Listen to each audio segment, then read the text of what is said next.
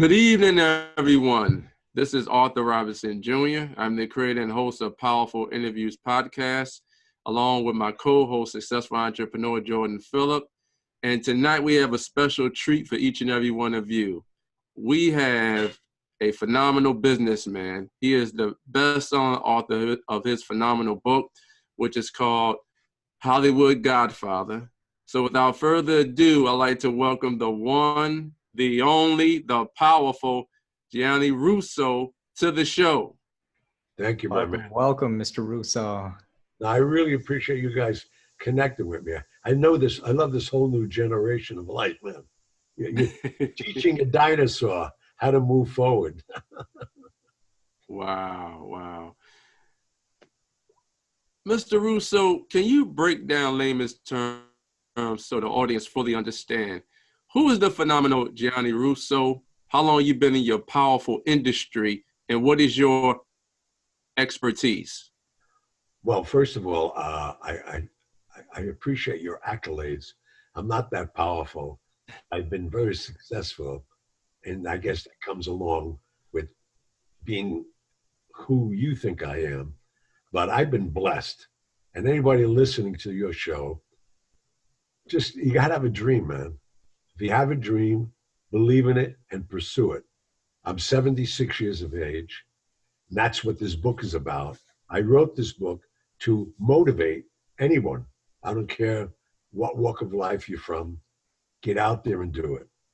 I have no education. I say that now because I'm trying. What I'm doing basically with anything I do is raising money to create scholarships for inner city children, to give them the opportunity to pursue their dreams, because I was given so much help. So for me to be where I am, I'm so appreciative, and it just takes perseverance. So yes, I've done a lot of things. I've made 46 motion pictures that won 9 Oscars. My first movie won 5 Oscars, which was The Godfather, which is fortunately in 14 languages. And I was 25 years old when I did that. So that's, 51 years ago, which is even hard to comprehend. And here we are. Wow. Now, Robert De Niro, he said a lot of great things about you. All right, do you have a powerful relationship with Robert De Niro? I love Bobby. We've worked on a couple of projects, and if my wishes come true, which they normally do, Bobby will be playing Frank Costello in the movie called Hollywood Godfather, and Leonardo DiCaprio would be playing me. And I've gotten all kinds of friends calling already, because it's going to be like, I don't know if any of your audience have seen, I'm sure they did, because it's a big movie called Any Given Sunday. And we had 38 movie stars in that, including Pacino and Jamie Foxx and LL Cool J. So I'm going to create the same thing again in this movie. Every character in the movie is going to be played by a very recognized star. And it's going to be fun. Wow. Now, have you ever met Joe Pesci? I know Joe Pesci so many years, it's ridiculous. I knew Joe Pesci when he was a waiter at the Columbus Club in Columbus area, New York. He was working for a guy called Joe Dante. See, that's the thing about me. I know all these people for 100 years. I knew Danny Aiello when he was a doorman somewhere. And you know what's interesting? You all know Steve Sharippa from The Sopranos. He was Uncle Joe's bodyguard. Now he's on Blue Bloods. He worked as my doorman in my club in Vegas while he was going to Wow. So my history goes way back. Brett Ratner, who is a great director, chances are, Rush Hours, all that. I met him when he was 8 years old. I was dating his mother. It's so crazy, my life. I could pick up phones and, make the connection. But they respect me because I've done a lot of positive things. Now, I seen a phenomenal video when you was actually on Patrick Bet Davis' platform, and I know that you was expressing to the audience that you said you never went to high school and you developed a bond with Marilyn Monroe. High school, forget about it. I never went to school. Forget about it. No. Wow, wow. How do you develop that relationship with Marilyn Monroe? You know, if I had to sit here and try to tell you how, I don't know. But the thing is, I'm always at the right place at the right time. How I got to meet her was a strange situation, and it had to do with school, because I was walking the streets of New York working as a messenger for a very powerful guy called Frank Costello. Frank Costello, for your audience that don't know who he is, Frank Costello was the underboss to the Vito Genovese family. And when Vito came out of prison, he wanted his family back. And Frank couldn't wait for him to come out because he and Meyer Lansky created what is known as the syndicate. And early on, which he taught me, to be well-financed is where you want to be. To have money, which I spoke to your colleague earlier, cash is king. I don't have a credit card. I don't buy anything unless it's cash. And there's a lot of reasons for that, because a credit card, any government can track you down and know where you're at. So if you want to be under the radar, which I love, 76 years, I've never had handcuffs on. This may sound very abrasive to some of your audiences. I never spent a night in jail. I've had 23 federal indictments. I beat 3 murder ones. So that's why I'm saying it. You got to be creative. Wow. Wow. You can never do that. Now you said cash is king.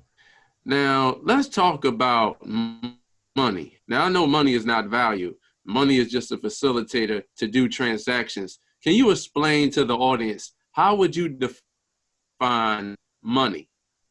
That's why, again, you go, without money in this world, we all know where we're going. Because then you have to humble yourself to people, have people invest in you. So what I did early on, which could never happen again, I don't think, and because of the fact that with all that's gone on after 9/11, I remember leaving this country with $1 million in cash and nobody even cared. I didn't even travel under my own name. But after 9/11, the Patriot Act, you can't make a move.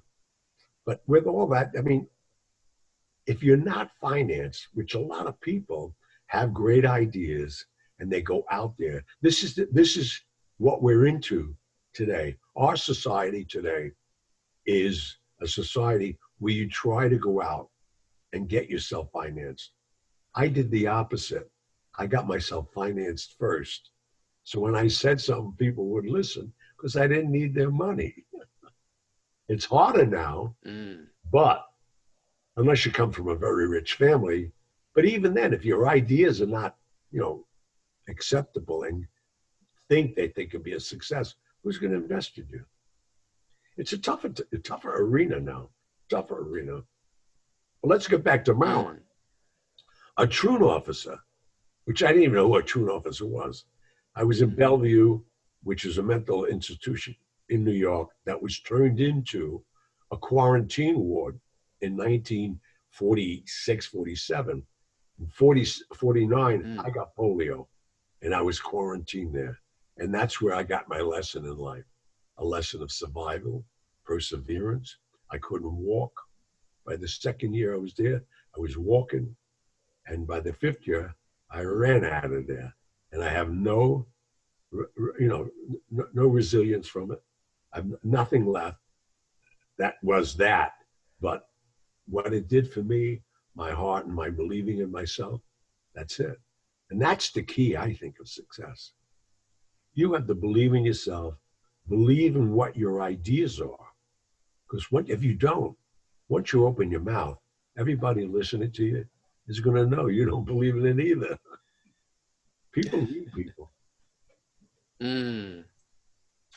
You said believe in your ideas. So ideas is the real capital or real wealth? Well, if your idea is already out there, you're one of many. I'd rather be unique and come up with something. We've all witnessed the guy who had the hula hoop, the guy who had the pet rock, The guy who had these things. My idea at 12 years old was a ballpoint pen. It just came out. Mm. And it was very limited on where you can get them. So I met a guy called Leo Rabinowitz on Delancey Street. It was a few blocks up from Little Italy. And I saw in the window ballpoint pens. And I just came out of the hospital. And that's when we all had ink wells in our schools, something you guys would never know, and ink pens. So this was a convenience. You need a bottle of ink and you could write all day with this pen. So I took them uptown. I bought them for 15 cents and I asked nobody for any money. I stood there with my little gimp arm, but I didn't just stand on any corner. I stood on the corner of 59th Street and Fifth Avenue in front of the Sherry Netherlands Hotel. Everybody you look at was Sunday morning. They were they dressed in their Sunday best every day. I couldn't believe this. And I just stand there with my pen and they'd give me $1, $2. I bought it for 15 cents. And that's how I started my first business. Mm. Mm. It's ideal. That's powerful. Wow. Wow. Mm. Now, where are you originally from? Right here in New York City, man. Right here. Wow. 76 years. I mean, I have other places. And people thought I was in real estate for a long time because I was buying houses. I have 10 mothers to my kids. So I had to buy them all a house. Wow.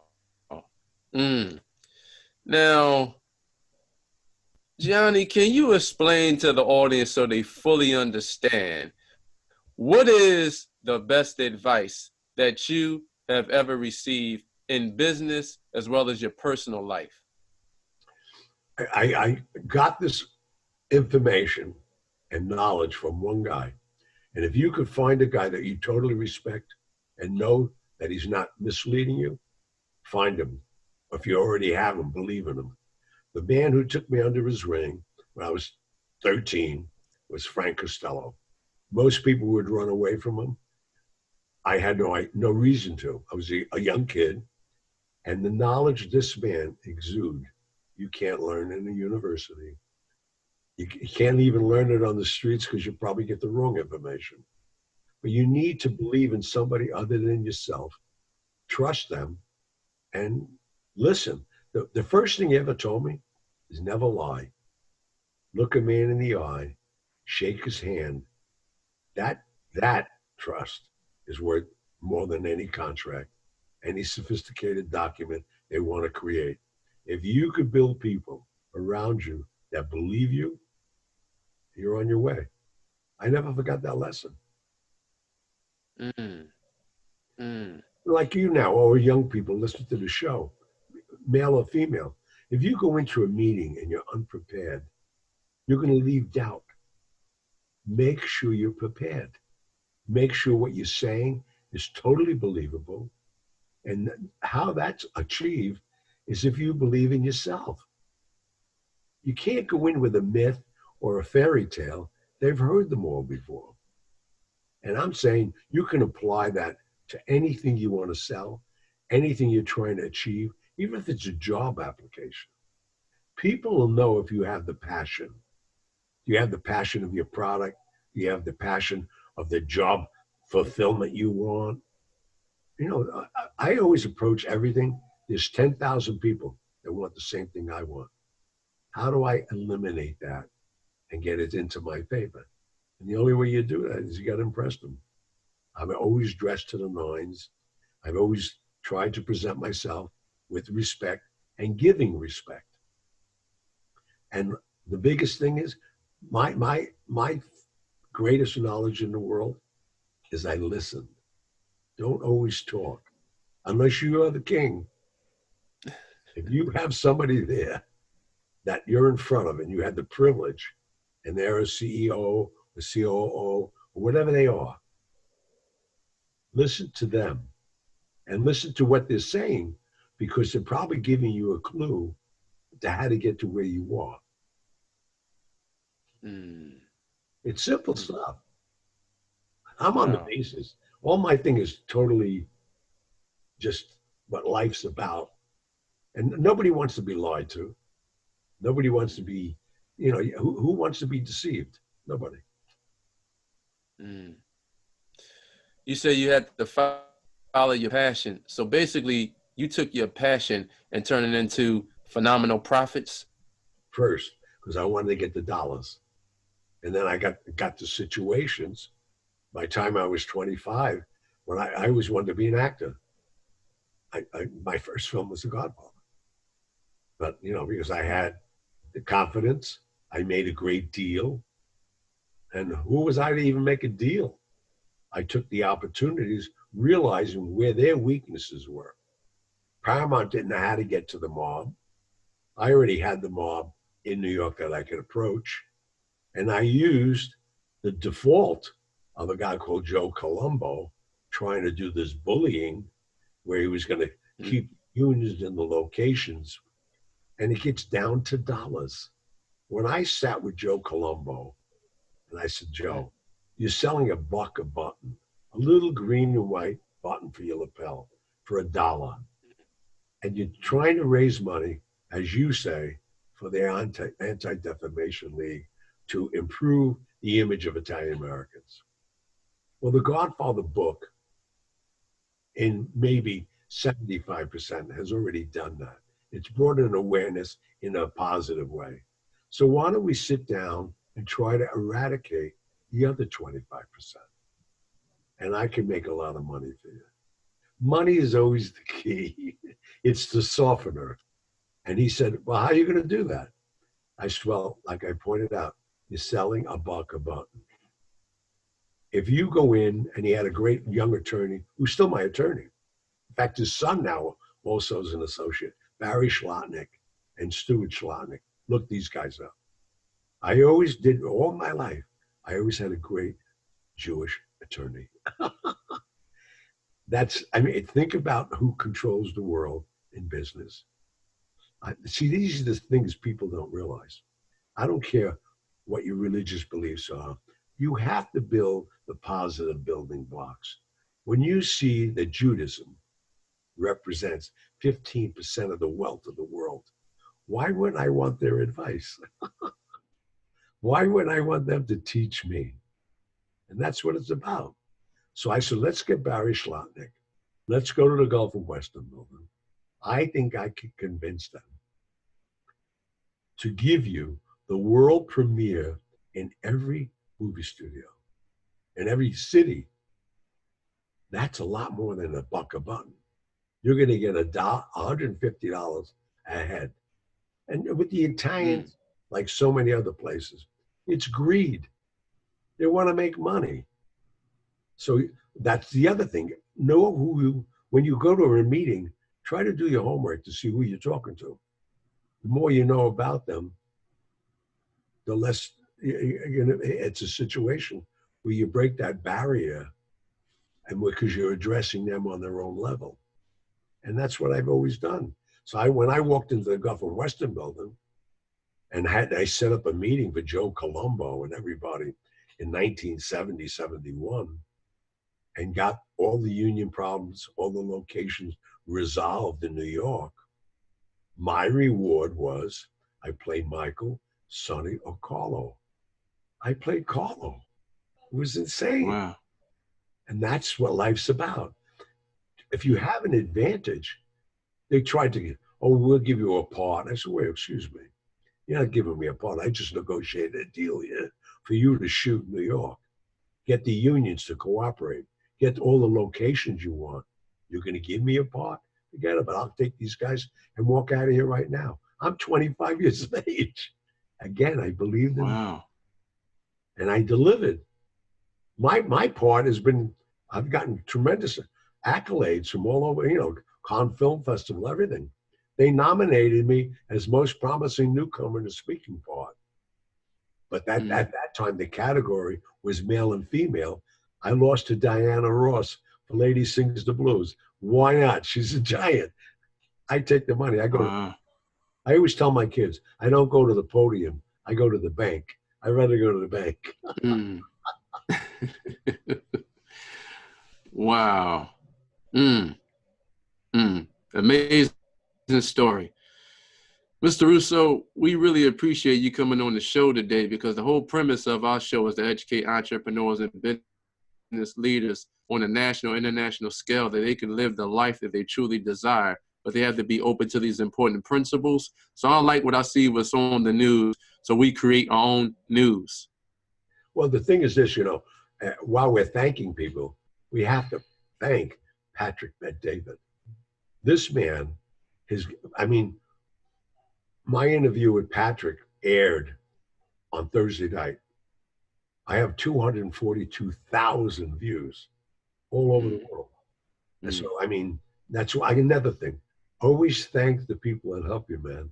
Don't jump ahead of lines. Oh, I did that. You didn't do it. You and I would have never met. Always say thank you. And I thank Patrick Bet-David for introducing me to you, your co-host. And anytime you want me on, man, watch what I do in the next 25 years. That's how optimistic I am. I'll be 101 and I'll still be on your show. Wow. Gianni, can you explain to the audience what truly inspired you to write that phenomenal book, Hollywood Godfather? You know what it is? I've been so blessed, and there's no way of sharing it other than what we're doing now. And the book has brought me to, like I did the Today Show last night in Australia, which went viral. I am now being able to touch so many young people. I hope I can encourage. They always say, save one life at a time or save a child at a time. I'm looking to save generations. People are so confused with all this entertainment news, all these accolades they give these stars that, as you know and I know, it's foolish.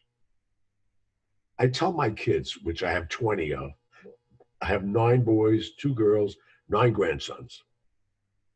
If you can join the best country club in the world, if you want to play golf, great. I use that as an example. If you want to be an actor or an actress or be in business, you have to prepare for it. You have to build it. You just don't wish it. I knew the Kardashians since they were born. Our father was a genius. He must be rolling over in his grave. Christy's phenomenal. I know her. But look what our world has turned into. We're enmasked with people who have no talent, but they're encouraging our whole next 2-3 generations. You can't be these people. The young sister is going to be the youngest billionaire in the world. What did she do? What's her credit? That's what bothers me. There's too many kids being influenced by the tinsel and not the knowledge. Yes. And that to me, I'm afraid of it because I have all these grandchildren and I love what I'm doing, but we're getting consumed by the tinsel and not the tree. You gotta have a tree, man. And that's all That's absolutely true. That's a lot of kids that's being influenced, by the Kardashians. Kim Kardashian, basically the product is her, and the only thing she has, or she's basically glorifying to the world, look at my gas. I know. And a lot of women is just basically looking at that and they say, you know what? I can go on Instagram and show my ass. But the thing about it is Kim Kardashian is getting paid for showing her ass. You're not. Look how many women have died now trying to get that ass in bootleg situations. I know 5 people in New York are going to jail. Wow. I don't want to throw them under the bus, but it's a great example. There's so many examples like that.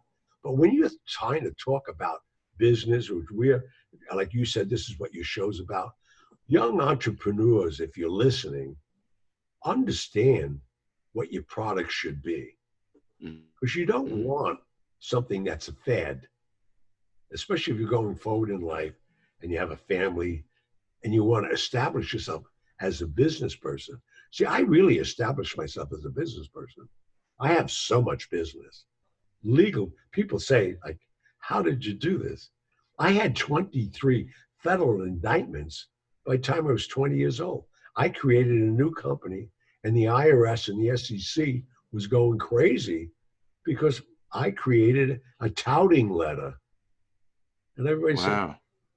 all I did, I was in Florida, and I put an ad in like the Sun, Miami Herald, saying any retired commodities brokers out of Chicago, stockbrokers out of New York, I have an opportunity for you to stay in your business, because how much golf can you play? You would not believe the response I got. And all I did was create a letter touting new stock that they were monitoring, and they would tell me. And we sent out a letter. And why the government couldn't convict me? I didn't ask you to pay me. I said, send whatever you think would be comparable for you to stay on our mailing list. How could we even know if we could drop them? We didn't know what they made, but people were writing checks to us. So I didn't need a license. You were being thankful to me. And I beat this in every court in the world. Believe me. Mm. And I did it by myself. I hired no attorney because I knew the law. And, it's my First Amendment right.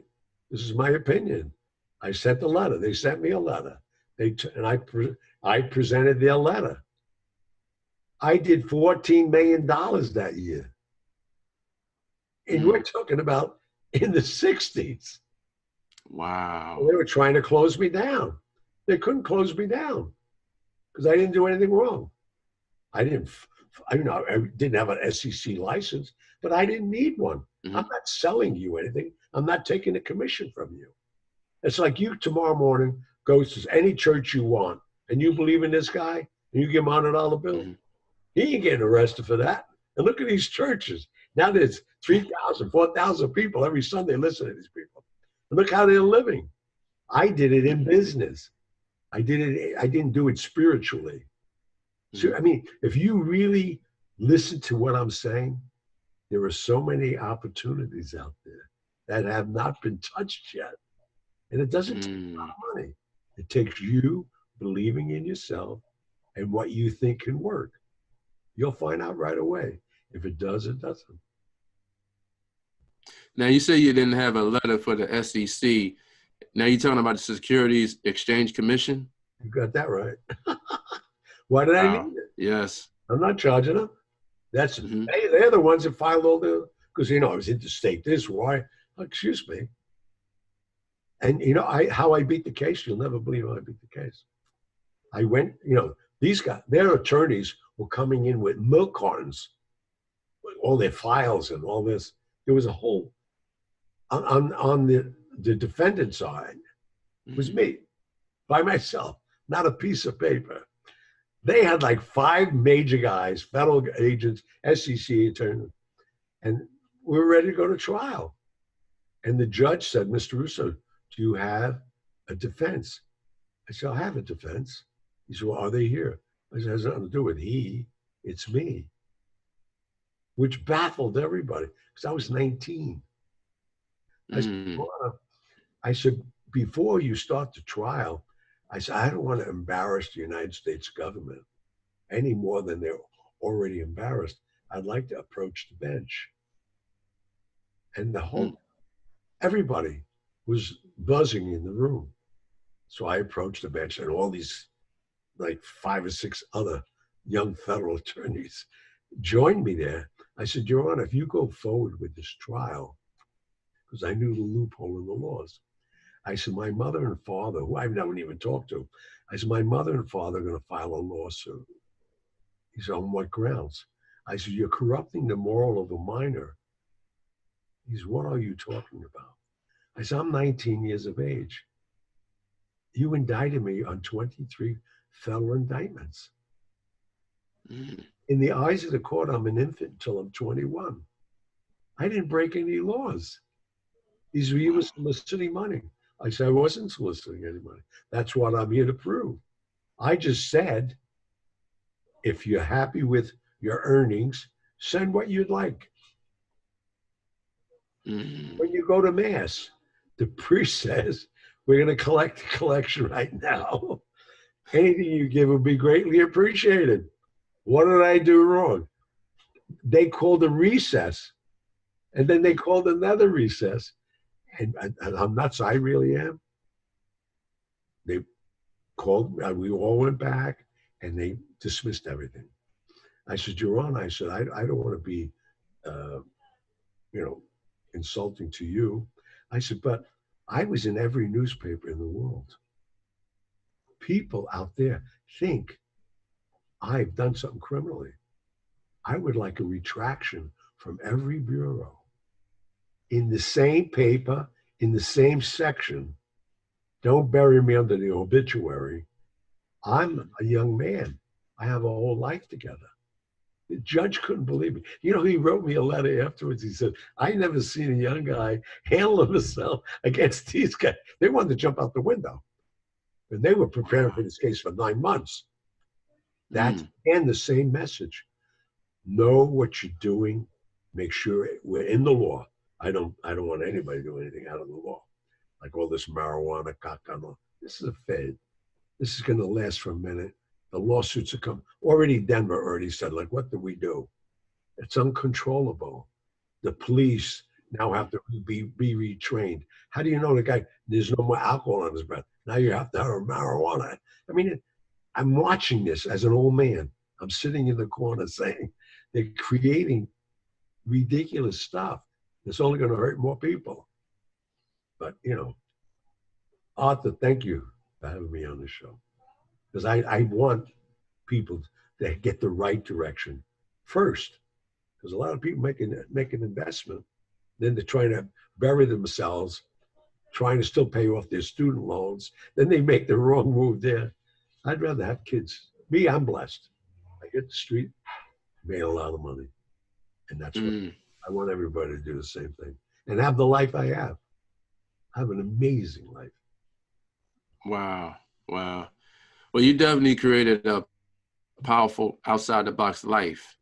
Now, let's switch gears a little bit. Now, I know you never was in the mafia. Nope. But I know you had developed relationships around the mafia. Can you explain to the audience, how do the mafia platform, like, how do they think in regards to business and really executing business principles in regards to getting things done? Well, the interesting thing is, today, the mafia or Cosa Nostra or the anything you want to call it, is not what it was. So that in itself changed. The members of it now, which is the key word which I spoke about early on, is respect. These new guys are in it for the money. They don't have the same values because they don't need to. When they created organized crime in New York City or around the world, it was to protect the Italian immigrant, especially in New York, because I know that, because they took advantage of the immigrants. It's, we all have had it in our heritage where people were taken advantage of. So in New York City, when these people were coming to America, where the streets were lined with gold, they found that it was lined with cobblestone. Don't even fall down, you're going to get hurt.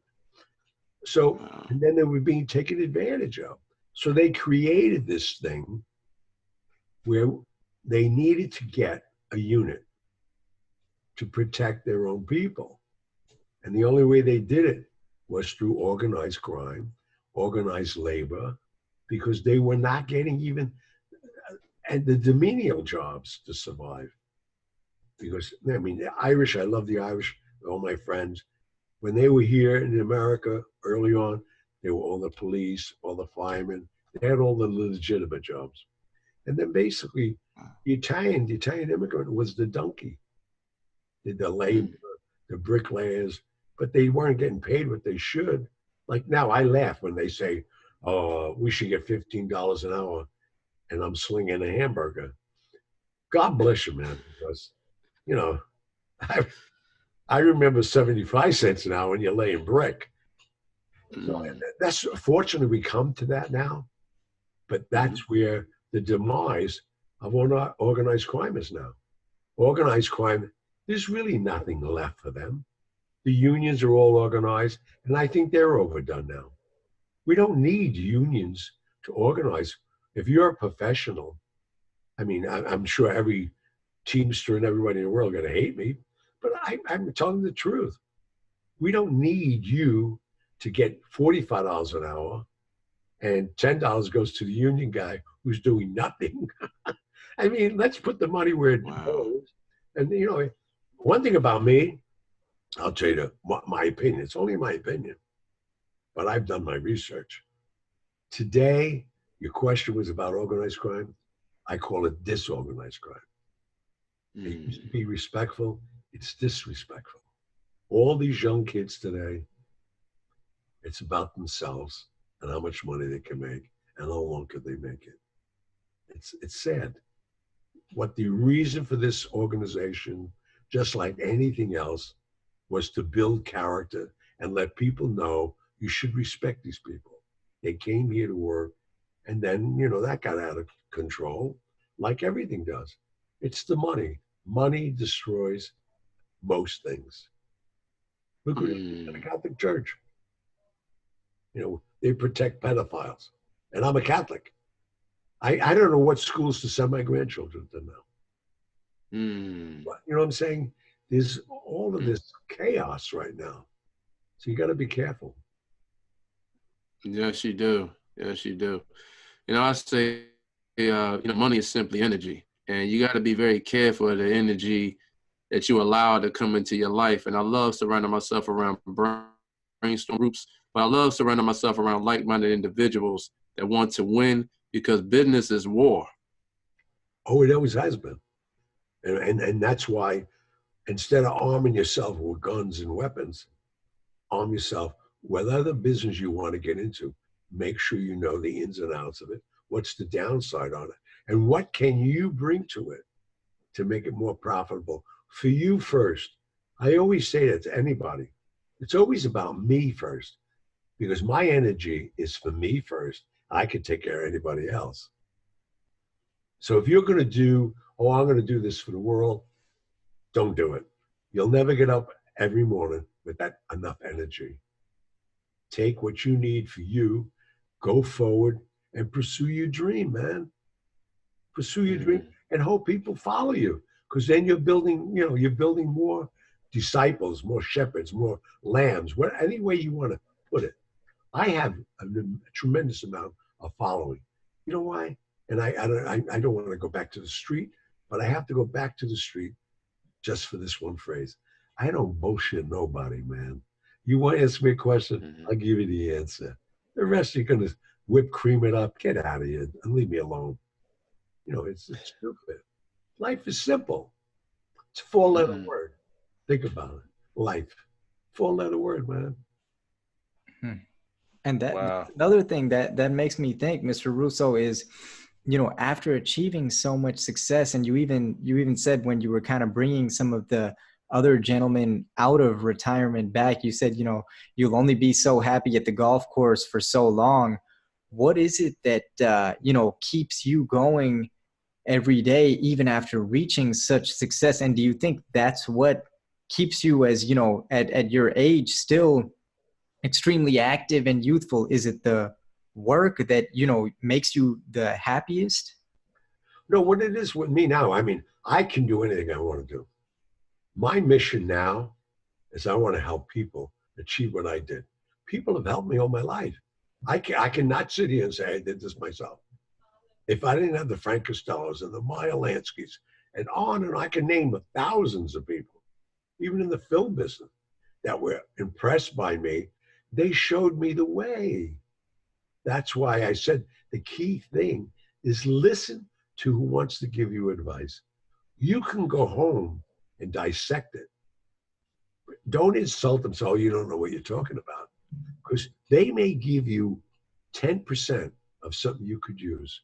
I listened to everybody. So eventually I had 100%. If I listen, it's simple math. You listen to 10 people, you get a certain percentage. Listen to 100 people, you get a certain percentage. They did on the trial and error I don't want to do. I don't want the suffering pain. I don't want to lose my money. So I always went. I mean, I've talked to Jack Welch, General Electric. I mean, I talked to John Kluge. I talked to, I mean, the guy who's my friend, Rupert Murdoch. Everybody wants to know I'm on Fox. I impressed him. When you're in a business, these are the guys you want to talk to. Find out who's in your business. How did they get successful in it? You know, Willie Williams, he's the Wilson rather. He's the North American president of Pepsi Cola. He's my friend. He likes to talk to me. But you know what he's given me in knowledge of some food products I'm coming out with now? You pick these are successful people.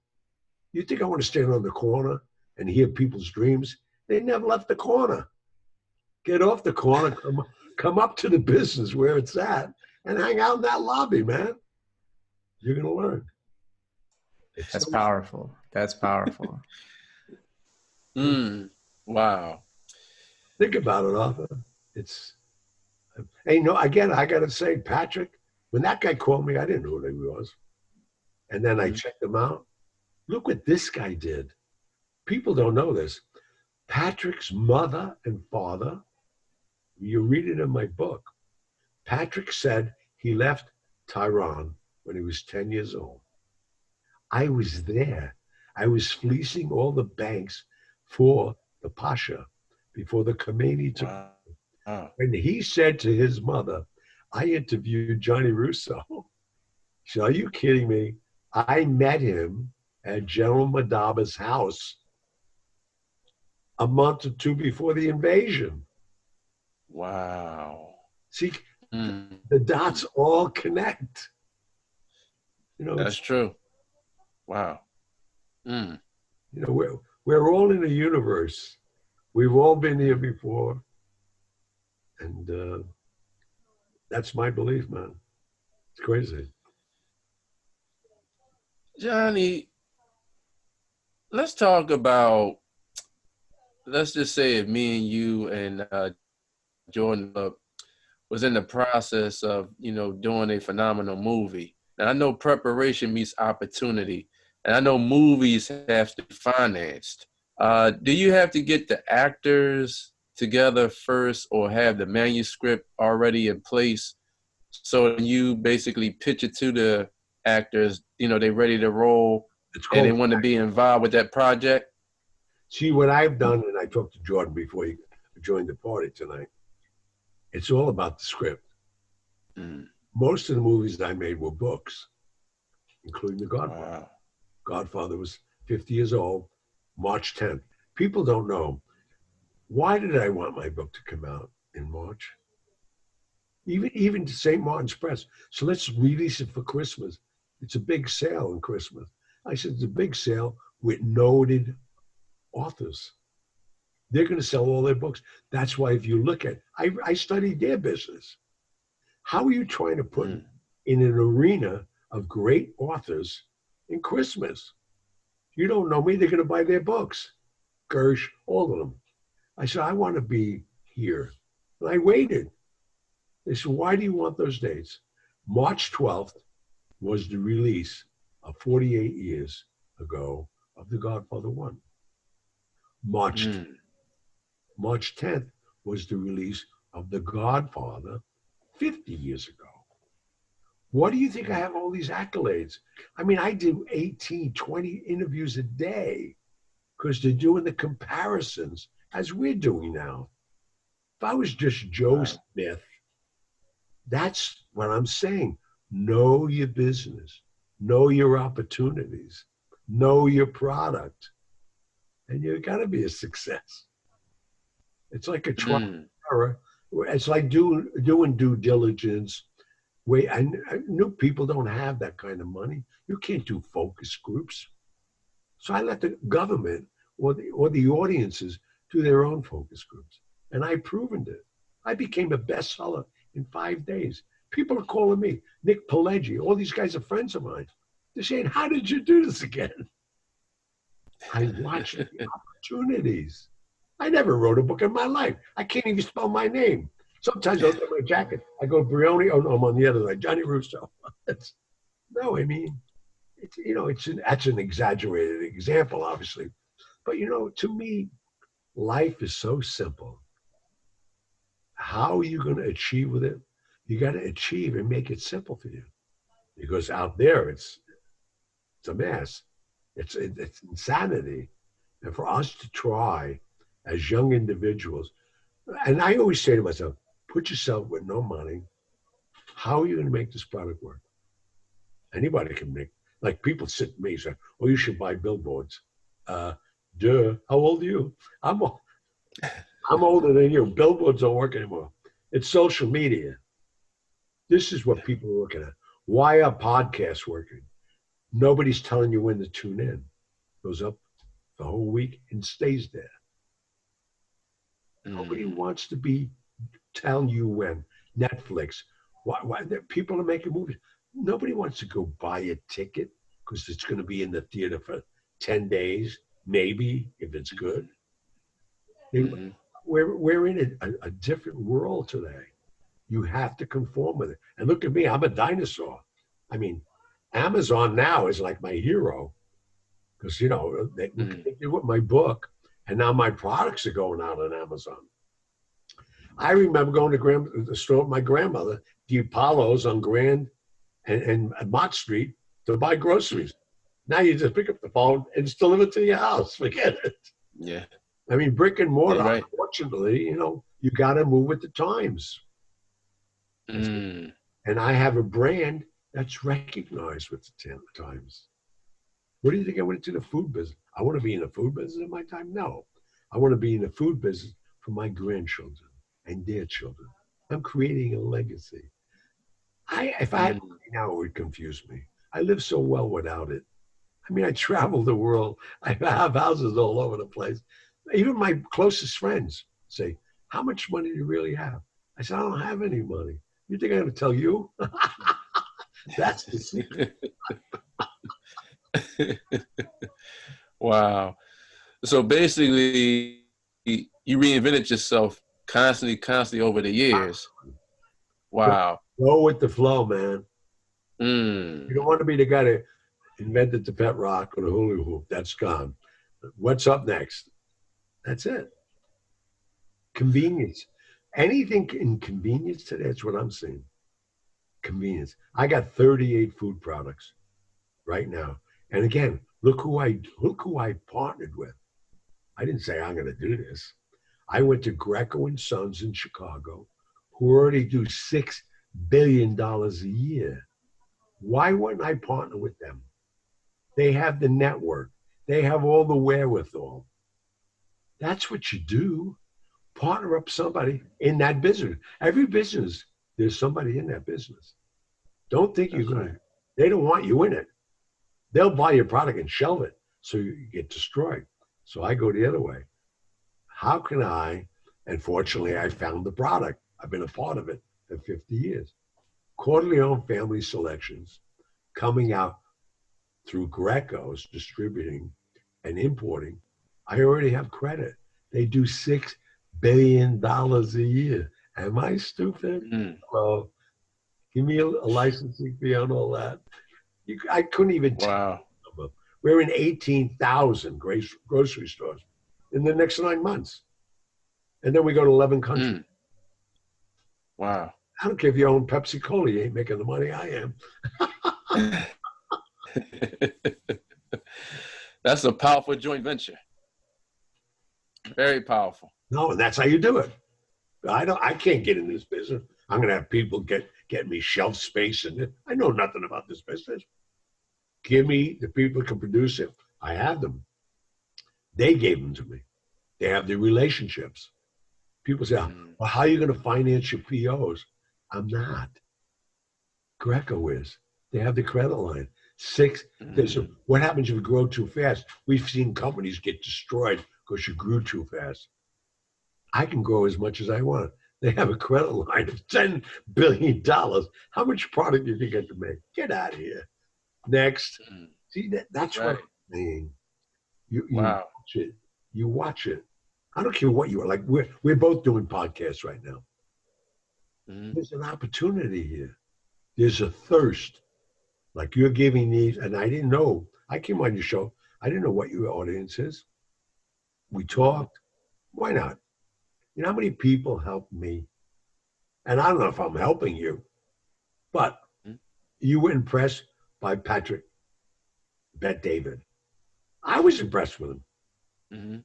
But now how in 4 or 5 days, I have 242,000 hits.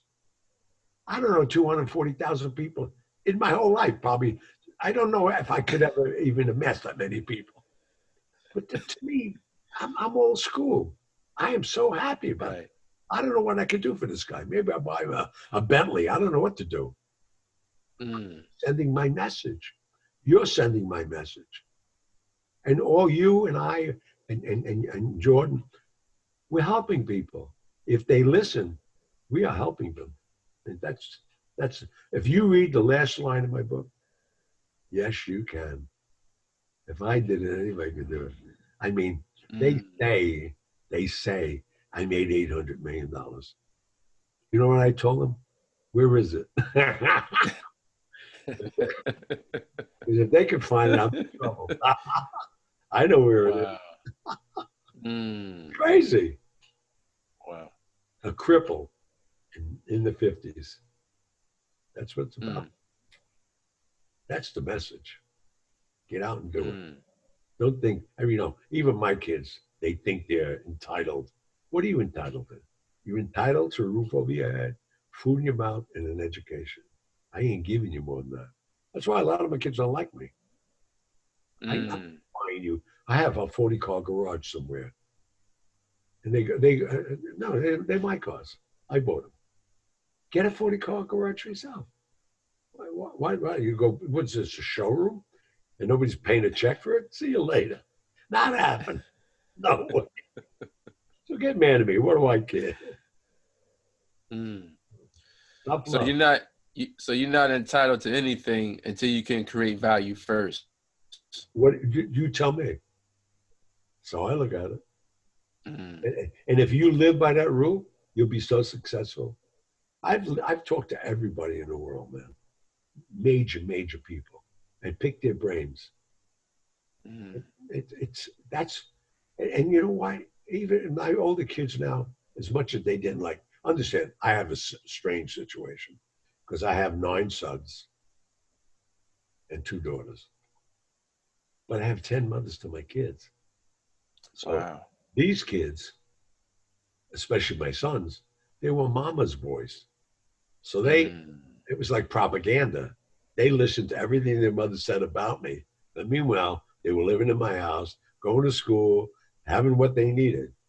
But I ain't giving your mother Versace. I ain't doing any of that shit. Do what I do. Go out and buy yourself, lady. And it destroyed a lot of feelings and sensitivity at a young age. And now they're real understanding. Now they're becoming fathers. They said, Dad, and I had sons come back to me now and said, you were right. I said, well, I don't want to tell you that. You were too young. You had to go through it. People keep handing you stuff. They're the kids that hang themselves in a garage later on when they first fail. You got to believe in yourself and go do it, man. I don't care what your hardship is. I heard every story in the world. Rise above it and get out there. Find something that makes you impressed and motivated. You'll achieve it. I know you will. And that's what it's about. It's crazy, man. Wow. Earlier you mentioned that, you are the product and you have to know your product. So once people like you, respect you, and know you, that's when their minds are made up and they want to invest in you because you are your brand. Exactly, man. And know that the product is a necessity. If you're one of 100, then you have to do the decimals and realize what your profit's going to be. It's so simple. If I made a cookie right now and we're watching Nabisco and all these other companies go under, why is my cookie going to be better? Forget the cookie. Come up with something else. I mean, the roadmap is there. It's so, and it's so simple, people overlook it. This is not rocket science, especially that we have these opportunities like what we're doing right now.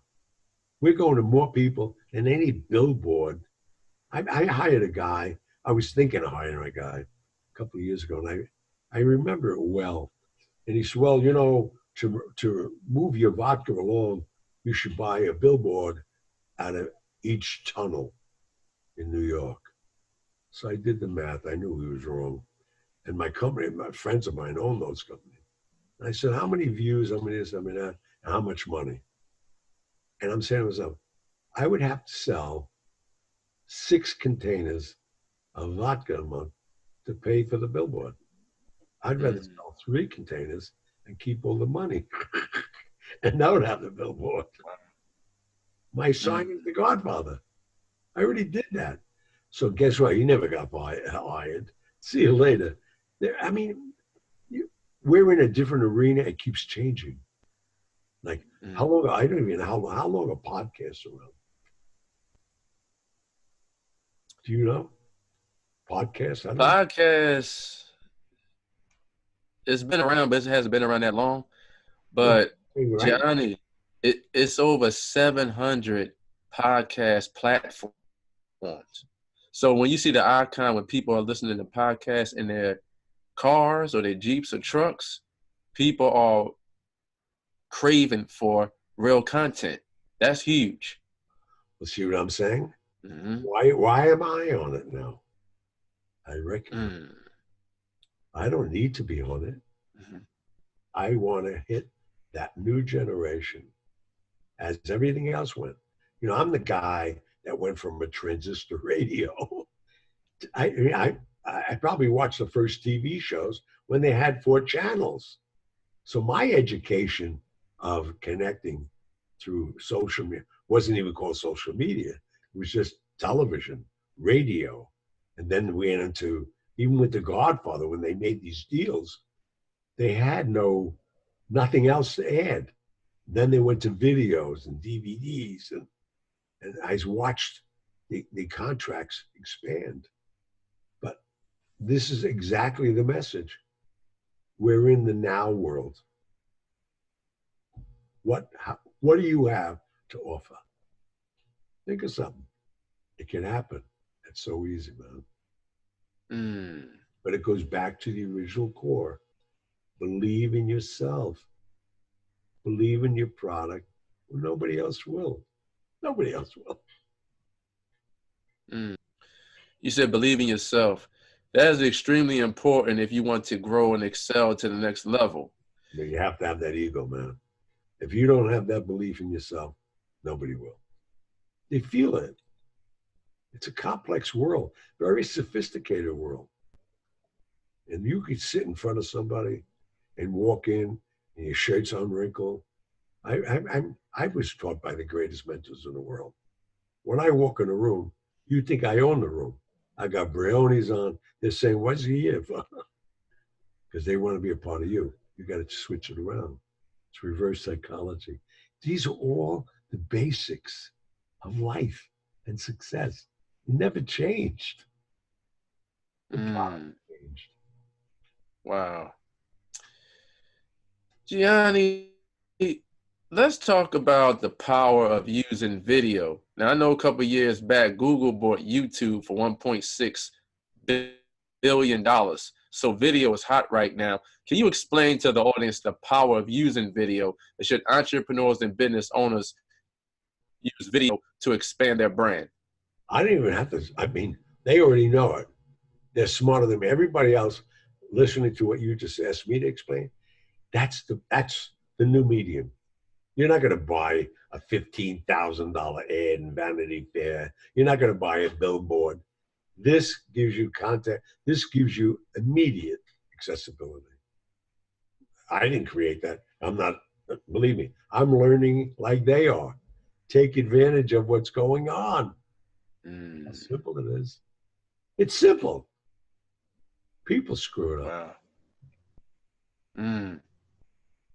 You said life is very simple. Look what's going Gianni. on in the media today and society today, and who's successful and how they get there. Wow. Social Wow. media. Social media, man. Yeah, social media, that's basically the big gorilla right now. And I know that you talked about Amazon. I know you sell your intellectual property on Amazon, which is your phenomenal book, which is called Hollywood Godfather. And Amazon is basically a fulfillment center. That's it. It's convenience. People Mm-hmm. want they want a simple life. And I like that. You know why? When you think about it, the simplicity of not having to go do all the things everybody else used to have to do gives you more opportunity to develop your product. Wow. Gianni, I wrote down some powerful words, 10 being the highest and 1 being the lowest. So you create them in your own powerful way. Are you ready? I'm ready. Accountability. Totally have to be accountability, accessible, and be responsible for accountability, man. Perseverance. That's all I am, man. Believe in yourself. That's it. Without perseverance, you got nothing. Value. Valuing yourself, the people around you. Respect yourself. There's your value. Family. That's a complicated situation, especially with me. I mean, my family, if they respect me, I respect them. It's that cut and dry. I'm not kissing nobody's ass. Love. Love's a four-letter word, like so many other. Make sure you know how to handle it. Relentless. Which? Relentless. Oh, I'm relentless. I'm totally relentless. That becomes in self-pride. Income producing assets. Well, that's what we talked about all night. You got to create them, unless you would survive. Leverage. Leverage is, again, taking advantage of what's your opportunity now. We're in the now world. The leverage you have is creating something people need, or let them believe they need it. They really don't need it, but 20% will make you successful. Health. Health is everything. If you don't have your health, look at me. I got more energy than my kids. I'm 76. Without health, just go lay down and die, man. Forget everything else. God bless to all of you, man. Thank you. God bless you. Powerful. Thank you, Mr. Russo. Really appreciate it. Thank you. I appreciate it. To everyone that's listening, I highly recommend get involved with the phenomenal Gianni Russo. You hear the passion that came through his voice. He broke down layman's terms about life is simple. And invest in his phenomenal book, which is called Hollywood Godfather. And I promise you, that book will take your mindset and your business and your soul to the next level. But remember, you have to implement what you learn. So my name is Arthur Robinson Jr. I'm the creator and host of the Powerful Interviews podcast, along with my phenomenal co-host, successful entrepreneur Jordan Phillip. And make the initial investment and invest in yourself and learn from phenomenal people that can take you to the next level. You know, the great Warren Buffett said, the more you learn, the more you earn. So to everyone that's listening, remember that the strongest asset each and every one of you have is your brain, and what you think about and what you take action on, that will become your reality, and your mentality creates your reality. May God bless each and every one of you, and bye for now. Thank you, Gianni Russo. Hear, hear. I love those last words. Thank you.